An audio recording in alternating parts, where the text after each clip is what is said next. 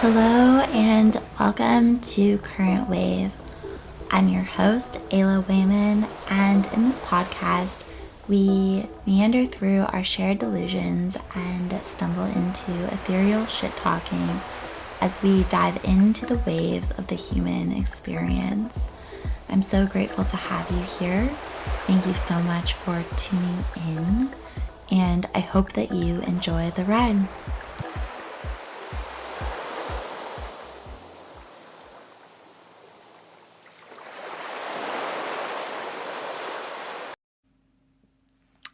Hello, everyone. Welcome to episode 9 with my dear sister, Christiana. It was such a pleasure to go back and listen to this myself and to tap into the energy of being in conversation with someone who you deeply connect with.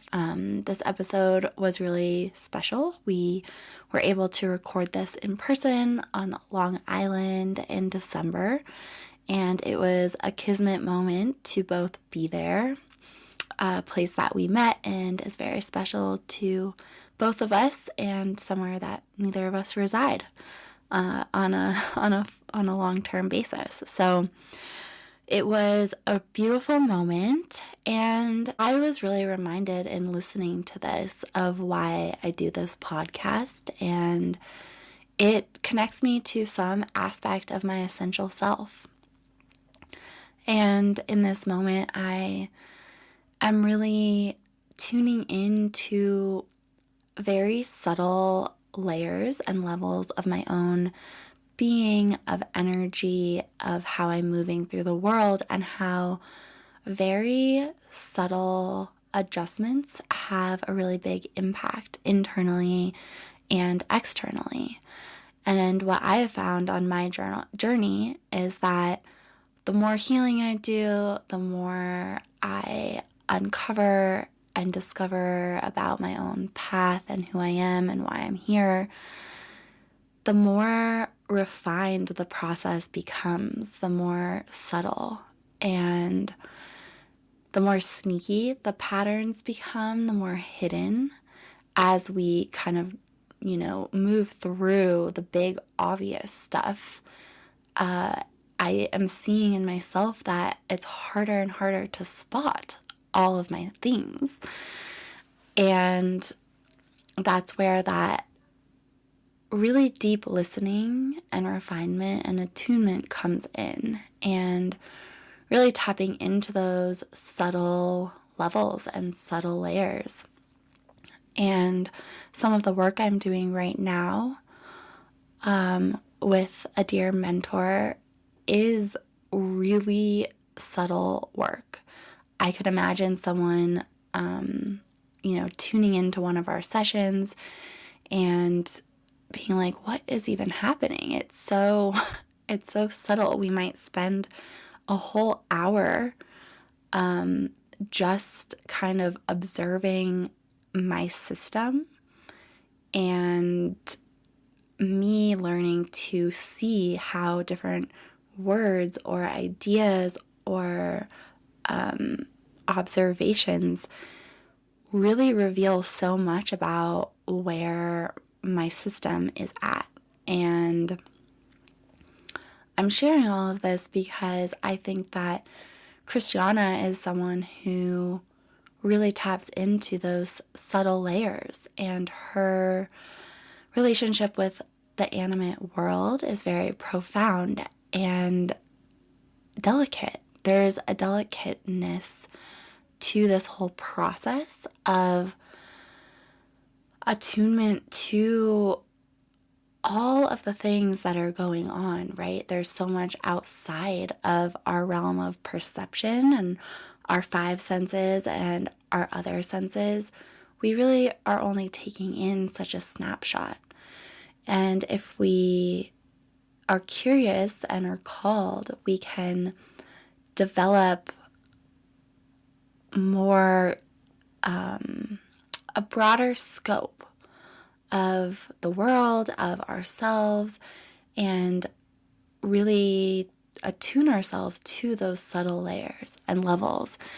And going back to why I started this, I am really in observation and reclamation of elements of my essential self that are not always online and that are really core to who I am. And so I started to say that this podcast and the conversations I have and the inquiry and all that goes into this project does tap me into that essential self. And there are so many access points to engage more with her. And it feels so nourishing for myself to do that. And so my invitation to you is just, where do you feel like you are your essential self, your truest self, in touch with your soul and your truest nature? What are you doing? What are you eating? What are you looking at? What are you wearing? Who are you with? How are you conversing? What are you making? To bring that self online more and more, because I really do think that when we are tuned to that essential self and embodying her or him or whatever that is for us, it allows us to be in the flow. And I think that this conversation is really about that, and using the animate world as a portal to subtle layers and to inquiry about the world and ourselves and this magical life experience that we are partaking in. And with that, I hope that you enjoy this episode as much as I did. If you do, please share it with a friend, write a review, comment, engage in some way, because that would be super meaningful to myself and the guests to create a community and to share thoughts and experiences and things that resonate on our current wave. So thanks for being here and sending you big love. Hi, beauty. Hello. How are you? I am well. I'm so happy to be here in your beautiful, cozy family home. Yes. Me too. I'm so happy. I didn't even think about how to introduce you. That's okay. Yeah. I mean, what are you calling yourself? Any sort of thing at the moment? Yes. Okay. Woman. Yeah. Human. Okay. Beautiful. Yeah, I think Woman and I human. think those are the two things that remain constant. Amazing. Okay. Don't change too much. Amazing. We're here in East Hampton. I had the distinct pleasure of sitting down with a friend and sister today, Christiana Schelfhout, in East Hampton, in my mom's home, and we met here on Long Island, which I think is a special place for both of us. And yeah, the land here is so special, and I feel so glad that our paths collided to bring us to this place and this moment, because Christiana travels all over the world. It's really a gift that we found each other here in this time and place. Christiana does so many incredible things in this world, and right now she's really calling herself a woman and a human, and I see her also as just a creative light and inspiration and really deep soul. And so thank you for being here. Thank you. I'm so happy. I feel so moved. Yeah. And I'm recalling the first time we met was in this home. Yeah. Right? We were at the pool together. Yeah. Yeah. It was super special. It was. I remember meeting your mother, and your mother's also such a light and such a special person. And after a few moments of speaking, she was like, "You have to meet my daughter." And I was like, "I think so. I think I do." Yeah, I had heard about you for a few years. I think you and my mom had known each other for at least a year or two before we met. And we met, I think, at kind of a pivotal time for both of us. Totally. Right in, like, at the beginning / in our Saturn return. Thinking about big life things, where we wanted to live, what we wanted to do, who we wanted to live with. I think we were both in a relationship change and transition. Going from your 20s to your 30s is just such a big moment, and that's when we met. Totally. And I remember it being such a relief, because we were both moving through this same transitory period, and we're going through big changes in long-term relationships and asking these huge questions. And it felt so good to be with another woman who didn't have it all figured out in that moment. Yes. Right? Such a relief to be able to really be in that unknowing. Yeah, and just be real. Yeah. Like, this is what's happening. And it's really uncomfortable. So uncomfortable. And it doesn't feel great, but I'm also optimistic, and these are some of my dreams and some of my hopes, and being able to share in that, like, sour and sweetness together makes the journey a lot more pleasant. Totally. And I see that as, really one of your gifts and things that you hold as, I think, a gift to others, because it's where you are, and being in the transitions of life and just working to find that grace and acceptance and ability to see all of the good, even when things are really chaotic and not settled or unknown and not figured out, and finding that path. I see as one of your skills and graces. I'm learning, sis. I'm learning constantly. I was just listening to your previous episode this morning, and you were talking about how you're on a path of surrender, and I feel that so deeply. Yeah. So deeply. And I'm learning what that means. So my partner often tells a story at the beginning of ceremony where he says, when you're in ceremony, it's like you're being taken down a stream, right? And so you have 3 choices. You can just let yourself go, total surrender, right? And you might hit up against some rocks. You might hit into some, like, fallen logs. Okay, so that's one path. Then there's another option, which is you can just swim upstream. No surrender. Right, resist the current. Total resistance. Maximum effort, minimal reward. Or you can surrender down the stream, but navigate around the boulders, navigate around the fallen trees, and whatever else you happen to encounter on your way. And I love that analogy, not just for ceremony, but for life. That's so good, yeah. So I'm just trying to figure out how to navigate. Right? Really. Like, this is my stream. Yeah. God gave me this life. I'm just trying to figure out how to navigate around the boulders and the fallen trees and other miscellaneous debris that appear along the way. Yes. That's beautiful. Thank you for sharing that. I think that that's such a good analogy, and really just, you can see it. You can visualize that. You can really feel into that. And right, that balance of letting the current take you and learning maybe how to not crash into that debris. But it takes time. You kind of have to have a few crashes and be like, oh, I see this path. I can learn to navigate. I can learn to not avoid, but really just navigate and steer your ship a little better. Totally. And then it gets easier. And then it's less like I'm being taken and I'm bumping into things, and it's more like parkour. Yes. Parkour. I love that. And it's like, oh, I know this. Like, I've seen this before, not going down that path. Right. And then maybe it's also like, oh, like, I'm stronger.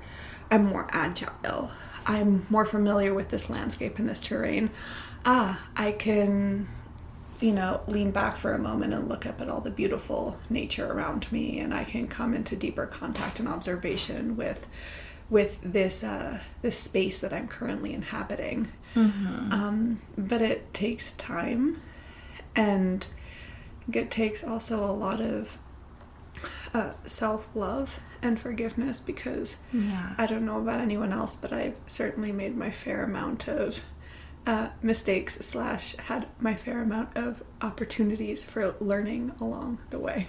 Totally, of course. And bringing in the parkour idea, it also makes me think of having fun with it, like learning to have a lightness in our hearts around that process of learning this navigation, of moving through those mistakes and opportunities of learning with levity to some degree, which is hard to cultivate. Be seemingly impossible. It's one thing if your obstacle is like, oh no, I'm not going to engage in that like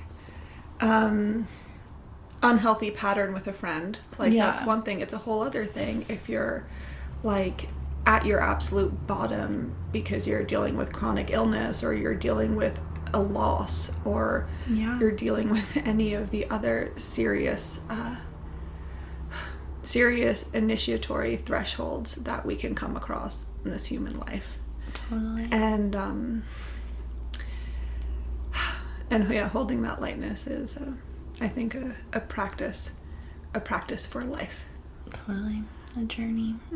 But that's where we are. We're on this wild ride. Figuring it out.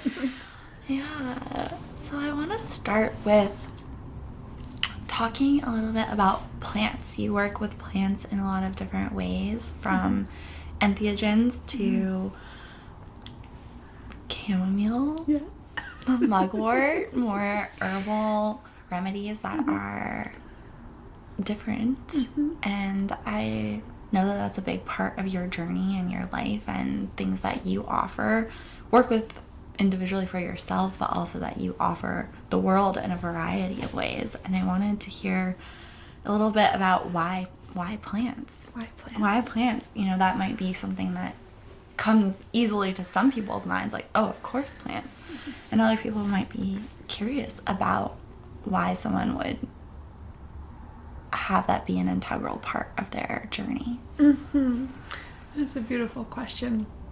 Well, it's an integral part of my journey, and I think, I know everyone's journey, whether or not they know it or not, because the plant kingdom is absolutely fundamental to human life. So we wouldn't exist, like we're in constant relationship, and there is no human life as we know it without the plant kingdom.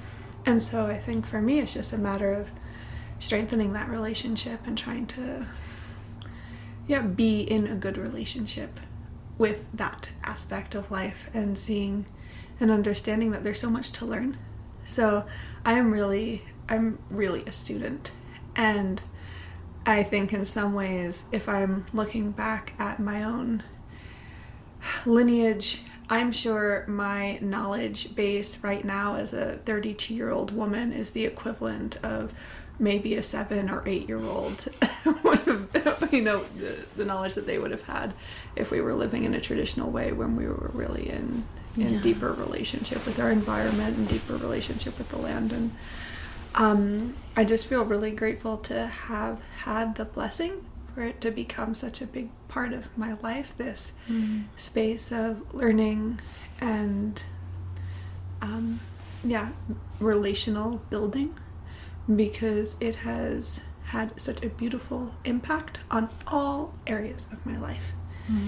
There is something really special about when these things, which were just like an integrated part of your life, like you're mentioning chamomile, like most of us have always had chamomile as part of our lives, right? It's like in the cabinet, and we drink it if we want to go to sleep, or we want to calm down. And then you begin building a relationship, and it opens up these doors where it's not just this inanimate thing that you pour hot water over, but it's this being that has its whole own life here on planet Earth, its whole own history, It's tied into different threads of mythology. It serves all different functions within the human body, and it has messages for us if we can open our minds and hearts to listen. And life becomes a lot more exciting and a lot more vibrant and a lot more beautiful when you open your heart to this possibility, and then you step outside your door and realize there are millions of stories. Right? There's so much beauty and there's so much medicine everywhere, and life is just offering that. Right? And it doesn't cost anything. Right? It's just there. It's the generosity and abundance of our beautiful planet. And we can choose to come into deeper relationship with that if we want to. And I feel like it's I was going to say our birthright, but I don't feel like that's the right term.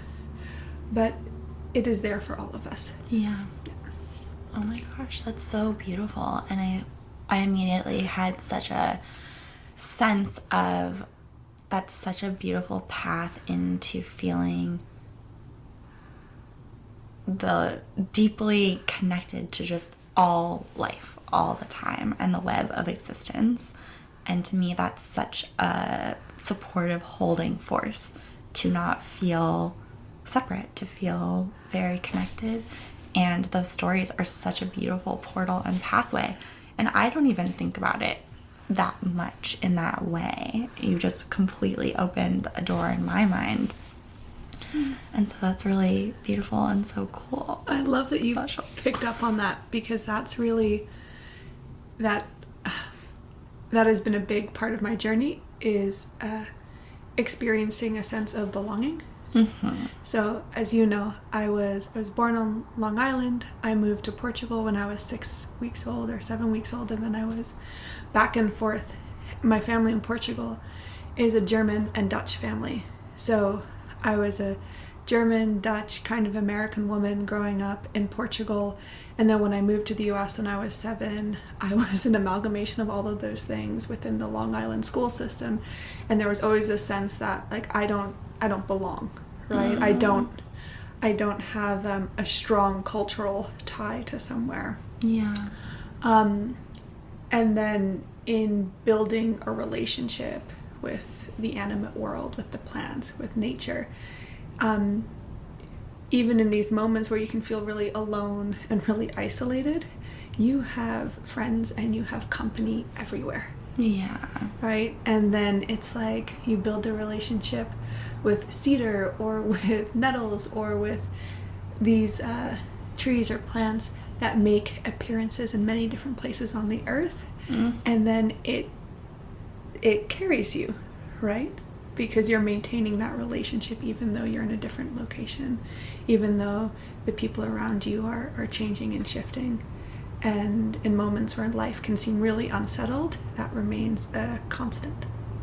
So beautiful. Really, like that, tuning into that true interconnected nature that is, I think, ultimately true. That we're all really in that, but bringing the plants into that, they really are a thread and a path. And I see also this this thing that relates to time, past, present, and future, especially with the myths and the history, weaving back to our ancestors, the lineages that we come from, the specific relationships. All of those lineages have specific relationships with plants. And really bringing that into our lives is so powerful and such a guiding force. I'm really feeling excited and activated in my own being to bring attention to this area of my life. Totally. Yeah. And then there's so many ways we can be with that too, right? Because we can go down the more cerebral path of, like, maybe reading stories or, you know, just keeping our eyes open and seeing what comes up through the culture. But then there's also the process of just sitting and being and seeing. Yeah. And this is maybe a little bit easier if you have a meditation practice, or you're entering into spaces where you can be in silence and, you know, open up the doors of receptivity and allow your senses to expand into the field of the plant. But it's So saying it's accessible to everybody everywhere. Totally. It's so beautiful. What would you recommend or say to someone who was interested in cultivating this relationship and starting on this path and bringing some more intention to the animate world through plants? Well, there are a few different paths you could take. The first would be just like, what are you naturally drawn to? You know, like, is it there a flower that you love? Is there a tree that you love in your backyard? Like, what's already there? Because there's probably already a relationship happening. Yeah. Right? Whether it's like your favorite cup of tea or your favorite herbal remedy or whatever. And then leaning deeper into that and opening your eyes or opening your senses to see what else can come from that. And it could look like intentionally sitting in silence with your cup of chamomile tea in the evening and just beginning to observe like subtle changes within your being, subtle changes within your state. One of the ways I've learned too, so there are many amazing herbal teachers who teach this kind of herbalism, right? So introducing yourself, like you're meeting a friend, right? That was a beautiful instruction given to me by an herbal teacher named Maureen Robertson, the herbal path in Portugal. Introduce yourself like you're introducing a friend. And then there are also amazing books. A book that really helped me understand and come into this way of relating with life was Healing Wise by Susan Weed. And she takes a few plants very commonly worked within the Western herbal tradition, and she gives voice to them. Right? So she gives them personality, she animates them. And yeah, it really opened my mind to something that I feel was always there. So she kind of named her way of relating to the plants as the wise woman tradition or the wise woman way. But in naming that, it was not her school of thought or her invention. It's just something that's always existed, right? It's always been a way of relating. Yeah. And if you speak to any indigenous peoples who have relationships with plants, specifically like ayahuasca or any of the master plants, right? You'll hear the same thing. Yeah. It's the listening. It's so beautiful. And they really, in my experience, there really is so much being communicated when you come into that receptive state and maybe that quietness, that receiving mode to the plants. So much comes through. It's always interesting in these traditions and paths because there's usually a lot of commonality, which I think you're speaking to. There is kind of this story, like plants hold a frequency and an energy. I think all things do. And there's a common thread, which I think will be really interesting moving forward into the future as science, maybe from a more traditional scientific sense, starts to find that evidence, and it's already happening. Like I recently saw that they did show that the egg chooses the sperm. Yes. And that was something that has been talked about in, I guess, more like traditional senses, and women have known that, healers have known that for a very long time and spoken about that. And now there's science that is saying that's finally true. I think that there's going to just be this really cool shortening of a gap between spirituality and science and things that we know as humans. There will be, quote unquote, this proof that maybe brings more people whose minds are differently thought into. Not that I think there needs to be any validity in any experience to be proven by a scientific method, but it's interesting because I do think that God and science are going to merge at some point in this really cool, beautiful way, is my hope. And we're seeing it start to happen faster and faster as science gets better, and then the old ways are being proven, quote unquote. And it's interesting. It's super interesting. It's beautiful. And it's like all paths lead to the same place. Like it's all the Totally. same truth. Yeah. So my stepmother, who I'm very close with, her father, who I called, my grandfather, he passed away a few years ago. John Tomlinson was part of this original research that was happening in the 70s around the response from plants when they were picked. So this was like talking about how plants feel pain, right? Right. And so interesting. So now we have these devices and we can measure, frequency and see in a different way what we've always already known. Right? Yeah, and that long history of knowing is so powerful to me, and I have personally felt very tapped into that my whole life, and so I don't feel like I need a scientific method to show me that is true, because I know that it is true for me. And I think that I just like that it brings more people onto the same page. It connects us more deeply. It gives more pathways to that same truth. Sometimes people, they just need their mind to be put at ease. Yeah. Like it just it quiets the logical mind. It's like, this is safe. Totally. Which I think a lot of people need, because our minds in the Western world are highly active and very cultivated, whereas maybe some of our other senses have been less cultivated. Yeah. And it just feels like we're coming into an era where so much is changing, and we get to, humans in general are cultivating, especially in the West, the other senses, and maybe quieting the mind a little. Totally. Okay, amazing. So I want to go a little bit more into your story and your journey. I think that most of us come onto our path through a wound or an injury of the mind, body, spirit of some part of us, and then we search for that healing, and through that become the healer. It's very chironic, a chironic journey, and I would love to hear a little bit about your path, because I know some pieces of that story, because I know that it brought you to where you are, and would love to hear what you would be willing to share with us. For sure. I've been asked this a few times, and I'm still finding the way to share, and I assume that it will change, because our stories change as our perspective changes. A teacher of mine, friend of mine, used to say that it's never too late to have a happy childhood.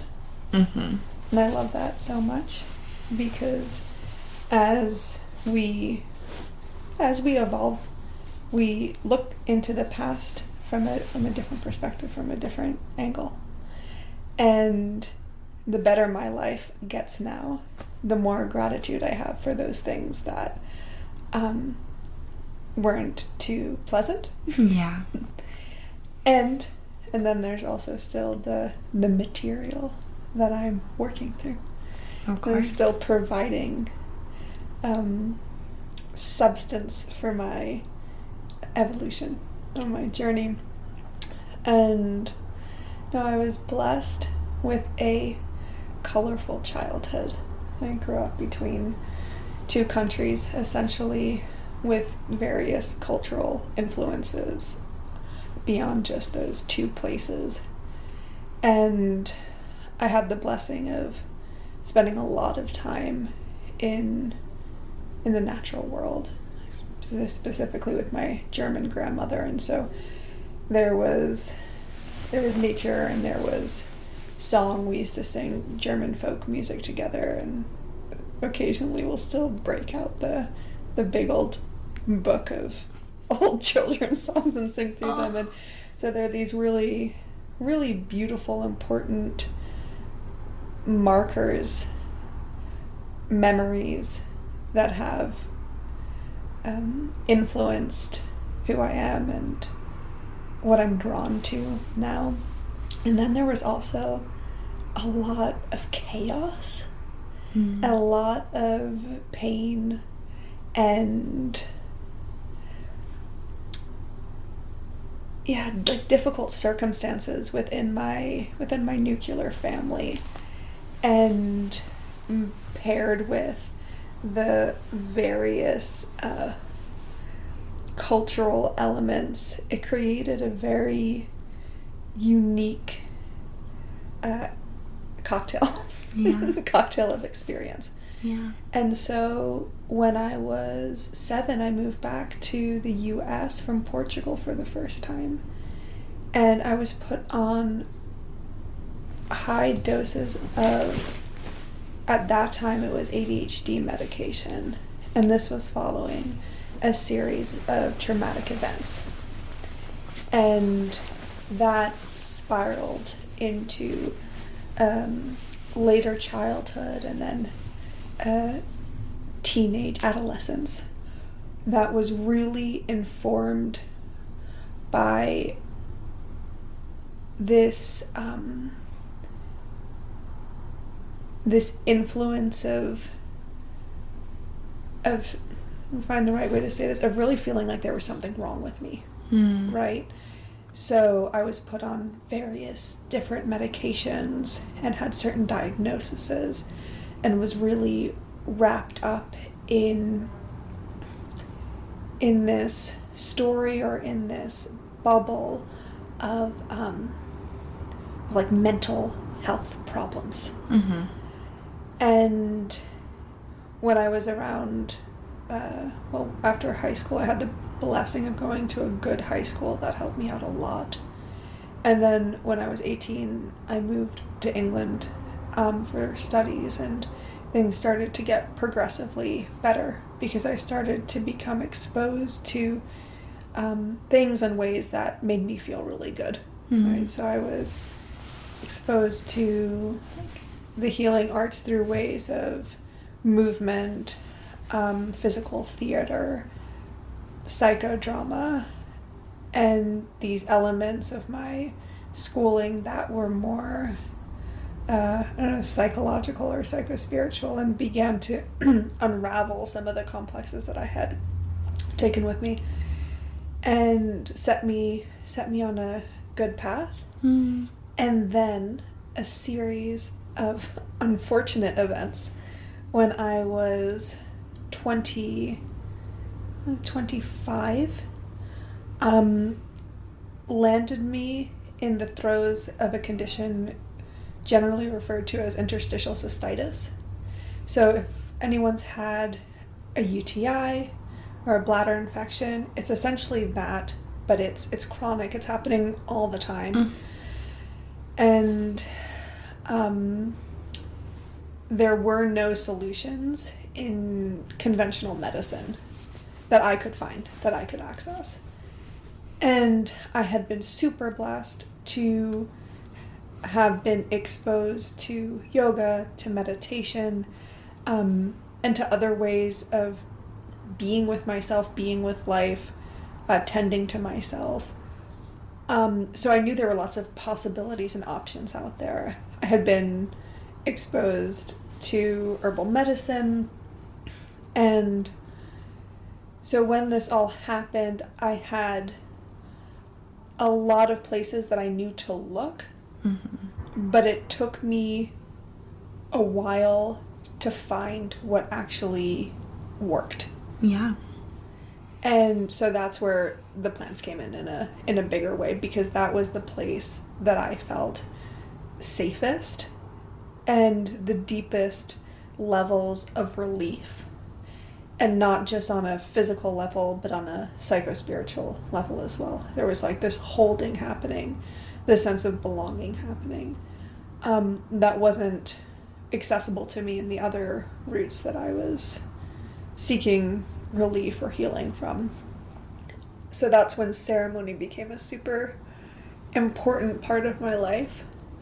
And when something like this happens, or at least to me, and I guess part of this is the blessing of being in a period of my life where I have freedom, right? So I don't have children, I don't have anything that I'm deeply responsible for, right? Outside of myself.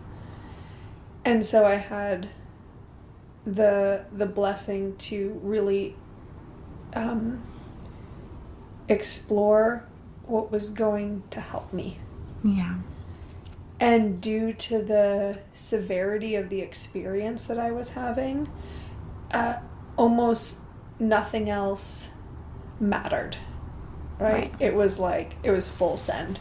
Yeah. It was like I, at that point, was incapacitated, right? So the condition can leave you incontinent, leaves you in almost constant pain.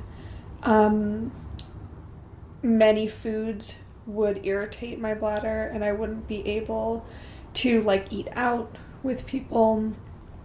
And there's just like very little pain relief unless, you know, you're willing to engage with stronger pharmaceuticals, which was something I didn't choose to do or didn't want to do. Yeah. For various reasons. Yeah. Right. I didn't want to worsen the problem in the long term.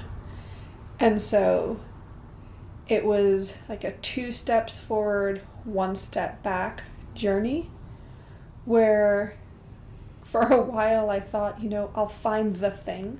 And I think a lot of people talk about this in their healing journey. You know, we're like looking, especially if we're dealing with physical pain. It's like we have to find the thing. Yeah. You know, it's going to be this like one modality or this one test or this one technique, and we're going to understand, you know, for me it was like understand why this was happening. Like there's a lesson to be learned here. I'm going to learn this lesson and then I'll be better. Yeah. Right? I'm going to integrate this teaching that God is giving me. Yeah. And it didn't work like that. Right? And I'm about, I would say 85% better now, but I still get flare-ups. Yeah. And then I can enter into the same mental loop. Yeah. You know? What am I missing? What's wrong with me? Yeah. Why haven't I figured this out yet? What did I do wrong? Right? And along the way, there have been several things which have supported and helped me. And it has not, I haven't had the like big aha moment. I've had several moments. Oh, that makes a difference. Yeah. That makes a difference. Okay, this also makes a difference. And the beautiful thing is, along the way, my life has changed in extraordinary ways. Extraordinarily beautiful ways. Yeah. And where I am now is so beyond like anything I could conjure up in my wildest imagination. And that's not to say that like hate to break it to you all who are listening, like I am not living in a mansion. You know, my car is 20 years old and is on the way out, and I don't have it all figured out, but the beauty and the sweetness that life has provided to me through this has been so incredible. Yeah. That those things have ceased to matter so much. And not to say that, like, I don't welcome it in. Like, sure, you know, it would be great to have a car that I wasn't, you know, like, nervous driving occasionally. I only have to drive it a few weeks a year, so it's fine. But, it's not a weight. Yeah. You know, it's a wish. Yeah. But it's not a weight. Because the richness and abundance is so profound, and it's all around. It's all around all the time, and that's what we were speaking to just a little while ago. It's like you open up your heart to life, and there is so much. There is so much there. So beautiful. Thank you for sharing so deeply and honestly, and it really reminds me of, I think, a central teaching also in my life. I just relate to your path so much, and I like to say your life is the path. And I think a lot of us are like searching for the path, and then, as you said, like that solution, that thing to the things that ail us physically, mentally, emotionally. And it really is that opening. And I think for some people there maybe are those aha moments and those big solutions. And I'm similar to you in the sense that there's these little sparks and gems along that path, and just really opening to those gifts and that presence of being and that willingness, and bringing us back to that river and being in a balanced state of surrender and intention. Right? And gratitude. It's so powerful. And gratitude. Gratitude, because at the end of the day, it's like, if you're listening to this podcast, the likelihood is you have, a phone or access to a computer. Yeah. And the likelihood is you probably have your basic needs taken care of. Yeah. And if you can like catch that current of gratitude and see how beautiful and how temporal it all is. Yeah. Like, it's so temporary and it's changing. There is so much goodness to be extracted from every single moment, so much goodness to be felt. And by no means saying that that's easy, and by no means trying to come across like that's the state I'm living in constantly, because it's not. Totally. But I know it's there. Yeah, I think even that intentionality and that knowing that it's there changes your state of being so much, right? Marianne Williamson talks about this, and I think a lot of teachers do, but she always says a miracle is a shift in perspective. And we have that shift in perspective is one of the things that we actually, I think, do have more control over than anything else. It's not easy, as you said. Shifting perspective, there's neural pathways that we've ran down a long time that we have to learn how to reprogram or shift in various ways. There's so many modalities that work on that. So it isn't easy if you have grooves that are deep, and yet it is available to look at the same thing and have a different perspective. The way you were also saying it's never too late to have a happy childhood, right? As we shift and grow and heal, we get to look at things in a completely different way, and it absolutely changes your experience of life completely. And then it could even be the same scenario playing out and you feel completely differently about it. Like, to me, that is healing. It's so healing, and the plants can help with that process. Right. The plants can help with those pathways. Yes. We'll get into that, I think, a little bit more. But it's incredible, and it's so true. I think yesterday we touched on this. We were chatting a little bit and hanging out before this podcast, and you were sharing about some things that you've been thinking about recently, in that I guess I was putting it through the lens of like capitalism and the need to make money has shifted how we think about being human in so many ways. And you were touching on like this concept of all of these human things that we used to wake up and live and breathe, and now some of them have been parceled into a job or a way we make money, and that is the lens in which we look at them. And then for other people, like myself, I've kind of done some of that myself. Like, this is a job and a path that I'm working to create that has a lot of humanness just in it. Some of the things I want to bring to the world are things that we used to all just do. And then I also don't do so many of the things that are integral to being a human, because I'm very focused on building a career, making money in a particular way. And it's just an interesting exploration. So I'd love to hear more of your thoughts and kind of, I'm talking about this more vaguely. We can get into specifics, but dancing, singing, attending birth and death. Like, I would love to hear about that.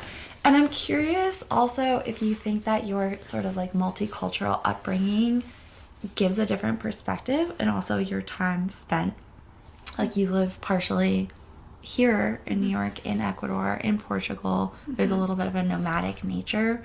And I wonder if seeing different cultures also gives you a perspective on that. I'm sure. For sure. I think so. I think living in different places has, and spending time around different kinds of people has shown me that there's so many ways to live a good life, a fulfilling life. And yeah, I think if we're in New York right now, right? So there's like a specific way that I think people, like, this is a good life. You know, there's like the standard of a good life on Long Island, New York. Yeah. And there's like a general consensus. Yeah. A general consensus, right? Non-specific. Yeah. But when you spend time in different places, there are different values, right? So one thing I love about Ecuador, and I also see this in Mexico and in a few other places I've traveled, is like a good life is really centered around togetherness and the family. Yeah. Right? And so measures of success change depending on where you are. If we're just being frank, it seems to me, and I'm happy to be corrected, that the measure of success in New York is your financial status. Mm-hmm. Right? And I know there are other things that accompany it. And also, like, okay, that's okay. Right? That's okay. Yeah. There are all different ways that we can be, but the blessing in my life has been seeing, right, the different values, the different priorities, and then getting, rather than being influenced by like a singular place, understanding like what my values are, what my core values really are. Yeah. And at this moment in my life, it hasn't been financial well-being, right? Or maybe I take that out. It hasn't. My primary focus has not been on making money. Yeah.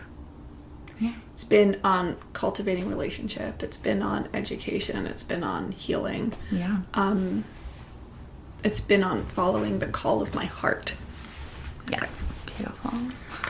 And in that, I've had specifically, I think forever, but in my adult life, like a lot of different interests, like things I get like really like passionate about. Yeah. And a few years ago, I started studying birth work. And it was kind of like, okay, why am I doing this? Right? Yeah. Maybe I'm going to work in a professional capacity. Maybe I'm not. But what I know for sure is there are all these women in my community who are having really difficult experiences and don't maybe have access to the care that I know is out there because of the blessing of being connected to certain networks or certain communities, right? And so then it was like, oh, like, can I bring that to my community? And not because I want to become an expert in attending birth, whatever that would even mean, but because this is just something women knew how to do for forever. Yeah. Right?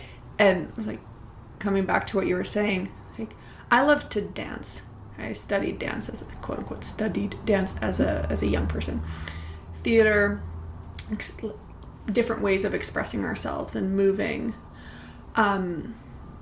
spending time with the plants, like herbal kitchen remedies, knowing how to be with somebody in the birth space, knowing how to care for someone postpartum, right? Knowing what foods to make them, knowing how to care for somebody who's sick and, you know, has a cold or isn't feeling well, or how to appropriately take care of a baby, or how to treat our own bodies well. Right. Like, these are just like innately human things, or were for a majority of human history, right, with some examples.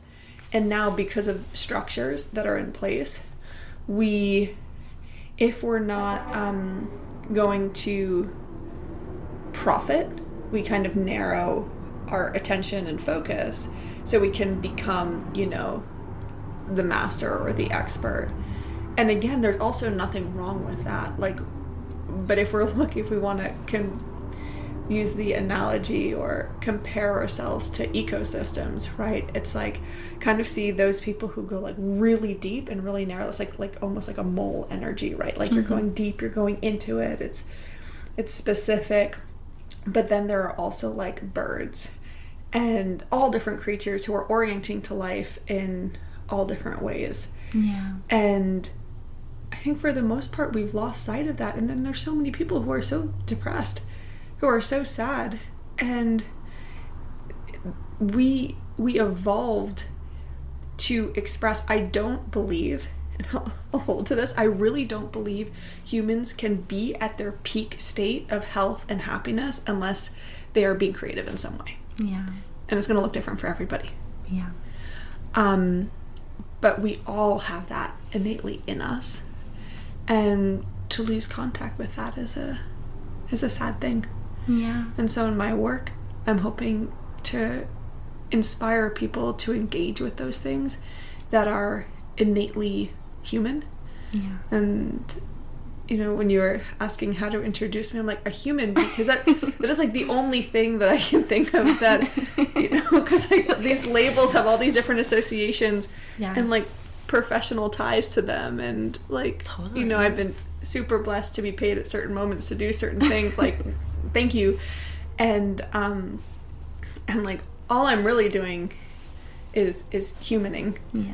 And like trying to human in a good way. Yeah. And like very much in the middle of my journey, and probably will have to focus my attention in specific areas so I can create more impact. Yeah. But for now, that is what this looks like. Yeah, I think that's really beautiful. Thank you. Right, I think we've segmented the busyness of modern life. I think has had us have to segment and parse out the human experience in all of these ways, right? There's different sectors for everything. And because of there is right, it's like, it's such a balance. There is so much that's beautiful in going deep with something, becoming a doctor, right? You're studying something very specifically, and now we have these experts and we go to the experts. And I think that has also been a part of humanity for a long time. There was always like the healer who was more advanced, and everyone else had that baseline thing of like, of course we know what to make when you're sick. Like, you're only calling the healer for the bigger things. Totally. Your capacity is much greater because it also had to be.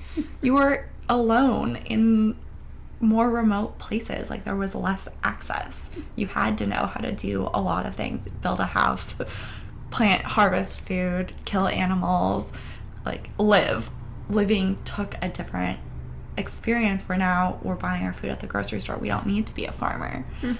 And there's something so innate in our humanness that I think craves that experience, and maybe not everyone is in touch with it at the same depth or in the same ways, and that creativity being expressed differently for each of us. But I really desire that. I wish I had the time and capacity to do every single thing of being human.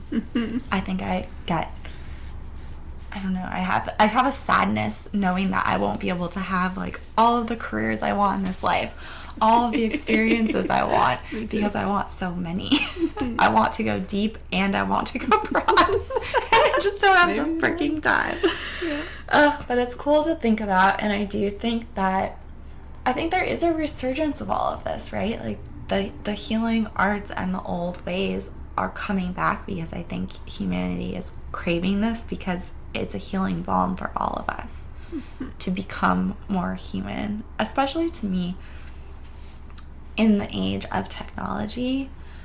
I think there are people who are meant to be at the leading edge of that, and there are meant to be for there to be people who are carrying the old ways forward. And we need both. We need both. We all have our different roles. Totally. And that's the thing. It's great. like, all this diversity is vital. It's so like vital for evolution. And I think you and I maybe are more of people who are carrying the old ways forward and being in that, like, not losing our humanness, where some people are more apt to adopt wild new technologies that don't personally interest me. Yep. And yet that is part of this spectrum of being here. 100%. 100%. Okay, I want to touch back into the plants specifically and speak about psilocybin and mushrooms, because that is a part of your work, and I would love for you to speak about the retreat that you host and maybe a little bit of your path to working with that medicine. So psilocybin has been a very beautiful ally, very helpful ally in my life, and has been a big part of my personal healing. And love psilocybin for many reasons, one of them being that I understand psilocybin to be medicine of the people. So different varieties of psilocybin mushroom grow all over the world, right? So it is likely that we all, certainly all have ancestors who ingested psilocybin mushrooms, which is not the case for other entheogenic plant medicines. Okay. So when working with mushrooms, we all have this ancestral tie, this ancestral tether that we can tap into. There's a cellular remembrance in us. They also grow very quickly, and I believe the way a plant grows tells you about how it would like to be worked with, or how it wants to be in relationship with you, right? So the mushrooms are abundant and they grow quickly in comparison to plants like ayahuasca or peyote or San Pedro cactus. So we are hosting, myself, Andrew Ascaripor, and his beautiful wife, Julia Vent. We host a psilocybin retreat every year. This year there's just one in central Portugal, in the Serra da Estrela Mountains. Is beautiful pine forest, mountain, national park. And we're working with the medicine of silence, of immersion in nature, of community, ceremonial use of psilocybin, and it's a very gentle time. So in the creation of the retreat, we were observing that there are a lot of big experiences out there, very beautiful, very powerful ones. And we wanted to create something that people could come to and receive deep rest from. So we have a lot of professionals coming from fast-moving fields, and we bring them in and we put this huge emphasis on rest, on silence, on caring for yourself, and approach all the ceremonial work in a very gentle way. So it's a very beautiful introduction to this kind of work. And so our retreat will be this year from June 1st to 8th, and we still have some availability. And I'm really hoping you will come join us. I hope so too. Fingers crossed. Yeah. But yeah. Beautiful. Yeah, thank you. And yeah, I want to hear a little bit about what you're stepping into in 2025. If you have any sense or anything you want to share of just kind of any way that you feel like you're pointing your sails and your energy and anything you're cultivating. Thank you for asking. I've been asking. I taught 2 workshops this week, and we were touching on that with the group, like what are we calling in for 2025, and what kept coming through was graciousness. So being gracious with ourselves and others when things don't go as planned, or when we make mistakes, or are in the process of learning. And professionally, I've been working on this workshop for several years now, called Rituals for Transformation. And so I will be adapting that into a longer term program. And so that will be launching right after the new year. I'll be doing a 1 hour by donation class. I believe it's going to be probably before this podcast comes out, because this will come out in mid-January, right? Not exactly sure, but in the new year. I have to see. Yeah. Okay. So by then, hopefully, the longer format Rituals for Transformation will be available. Yeah. And the retreat and other projects TBD. Yeah. And I'm really hoping to put some new music out in 2025. That's a big intention that's of something mine. That is a note that I had. And we didn't talk about that, but you're also a musician. Yeah. Part of the humaning. Yeah. Part of the humaning, creating. So many facets that we can't cover them all in this conversation, but they're there. They're there, and I love to create song. And to write song and to sing, and I'm very much a self-taught, in many ways, heart-guided creator of sounds. Incredible. And I'm a big encourager of everybody to also make sounds, because it is such good and simple medicine.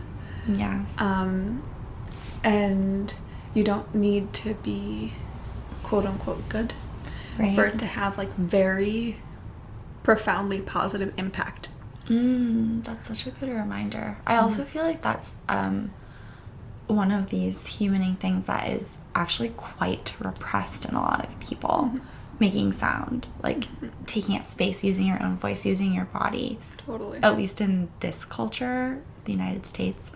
I think in other cultures it's very alive, but I don't find it here, broadly speaking, unless you're really in a musical channel, and then you're really cultivating that. But even myself, I don't do any of that. Totally. In Ecuador, in Mexico, in Portugal, I'm just mentioning these places because they're where I've spent the most time in the past 2 years. So everyone sings. Someone brings out a guitar and everyone's singing. I've been to dinner parties in Portugal. Specifically, I remember one with a whole bunch of Brazilians, and they just all create music, right? Yeah. But they're not necessarily quote unquote musicians. It's just an integrated part of their life. They're human. They're humaning, making right? Sounds. They're just making sounds, but they've been making sounds for many years. Yeah. So their sounds are dynamic, sound good to most people. Right. And it's just so beautiful. It's so beautiful.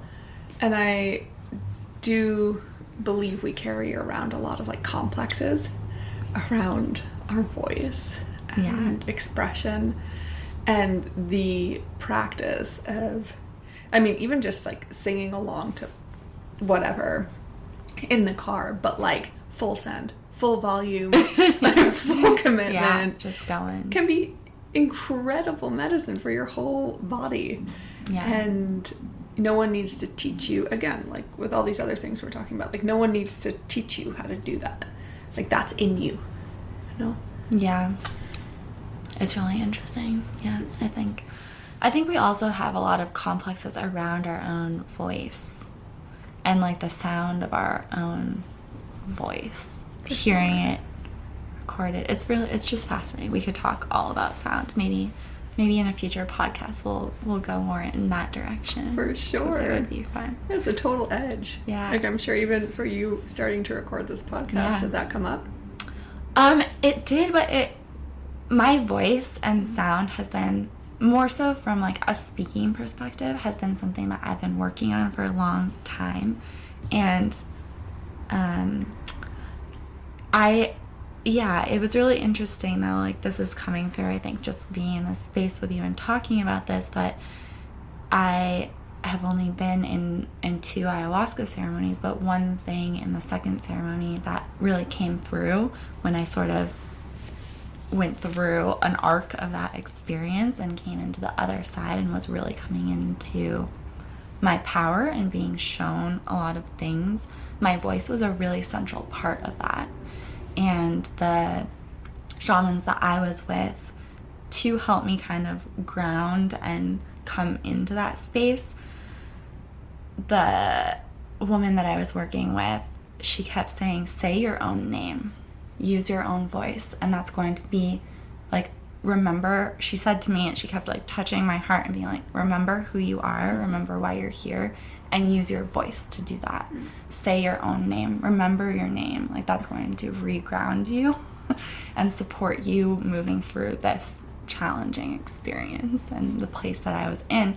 And then I started to do that, and I was like, whoa, my voice is so powerful. And then I was really shown, I was really kind of shown like a podcast, I think would be what we would maybe call that in modern times. But it was like, it just kept saying like, reach out to people, talk to people, have these conversations, cultivate your voice. That's such a central part of who all humans are. And it's easy to neglect, and it's a fear and an edge for most people. And I've done a lot of work around this. So by the time I'm here, it feels good. Amazing. And I've worked a lot to get here. Beautiful. In a lot of different ways. But anyway,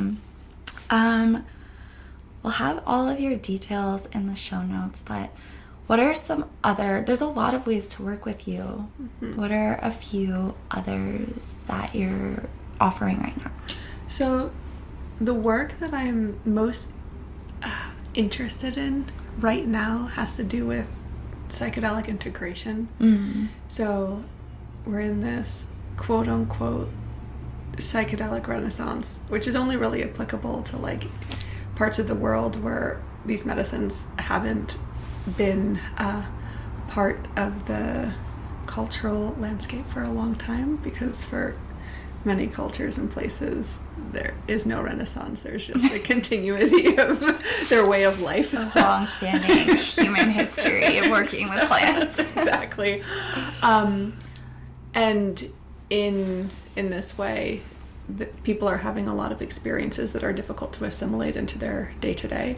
Yeah. And I feel really passionate about showing up for people who are having a difficult time or just want to make the most of their experience. So when we really take the time to sit with what we've received from the plants and then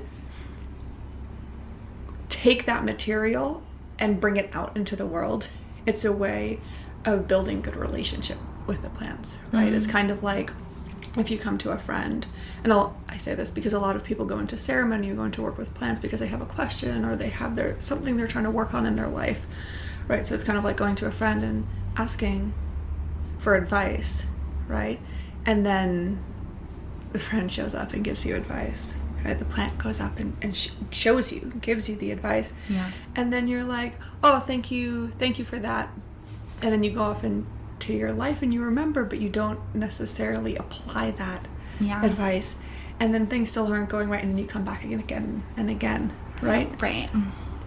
It's important to ask yourself, like, what's happening there? Yeah. Right?